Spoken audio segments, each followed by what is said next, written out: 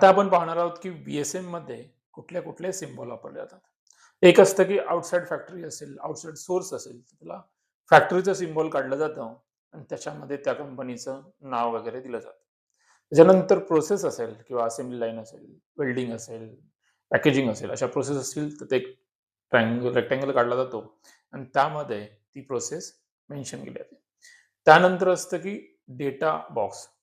ज्यामध्ये cycle time, change over time, shift time असेल, up time असेल. तर हे सर्व इन्फॉर्मेशन ही माहिती त्या डेटा बॉक्समध्ये दिली जाते. त्यानंतर असतं इन्व्हेंटरी किती आहे. म्हणजे प्रत्येक मशीनच्या मागे किंवा प्रोसेसच्या आधी आणि पुढे किती इन्व्हेंटरी आहे त्यासाठी एक ट्रायंगल काढला जातो आणि त्याच्यामध्ये लाईन असते, व्हर्टिकल लाईन असते. तर त्याद्वारे तुम्हाला इन्व्हेंटरी कळतं.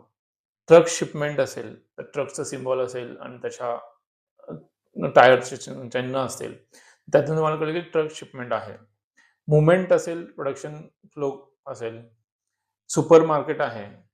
विथड्रॉवल असेल, तर त्याचं एक सिम्बॉल असतं की राउंड हाल्फ क्वार्टर राउंड असेल आणि त्याला एक एरो दिला जातो. फिफोचं सिम्बॉल असतं. फिफो असेल, तर फिफो लिहिलं जातं 2 लाईनमध्ये आणि डायरेक्शन दाखवलं जातं.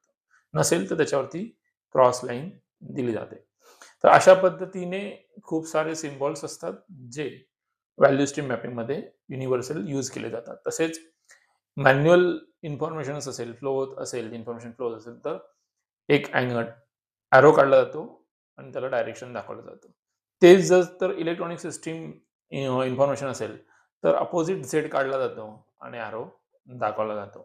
त्याच्यानंतर तुम्हाला प्रोडक्शन कान्बान असेल, ते डॉटेड लाईनने प्रोडक्शन कान्बान दाखवलं जातं. विथड्रॉवल कान्बान असेल, तर हॅचिंग लाईन्स असतात आणि त्याच्यानंतर सिग्नल कान्बान असेल, तर ट्रायंगल एक असतो. त्याच्यामध्ये डाउनवर्ड ट्रायंगल असतो. त्याच्यामध्ये एरो दाखवला जातो. त्याच्यानंतर मग तुम्हाला सिक्वेन्स असेल, तर तुम्हाला डबल ट्रायंगल असेल. कान्बान पोस्ट असेल, तर एक उलटं क्लास असतं प्रकारे दाखवलं जातं.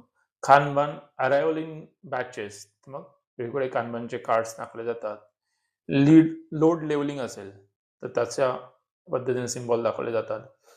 टू सी, तर मग गांधीजीचा चष्मा. असं जसा सिम्बॉल स्वच्छ भारत सोडून तसं एक चष्माचं एक लेन्सचं एक सिम्बॉल असतं, ते दाखवलं जातं, की टू सी म्हणजे तिथून आपल्याला पाहायचं. असे खूप सारे सिम्बॉल्स असतात, जे व्हॅल्यू स्ट्रीम मॅपिंग करताना आपल्याला युनिव्हर्सल सगळे सिम्बॉल ॲज इट इज वापरायचे आहे. त्याच्यामुळे काय होतं, की कम्युनिकेशन तुमचं क्लिअर राहतं. म्हणजे ते सर्व तुमची टीम असेल, तुमची ऑर्गनायझेशन असेल, तर ते फॉलो करतात.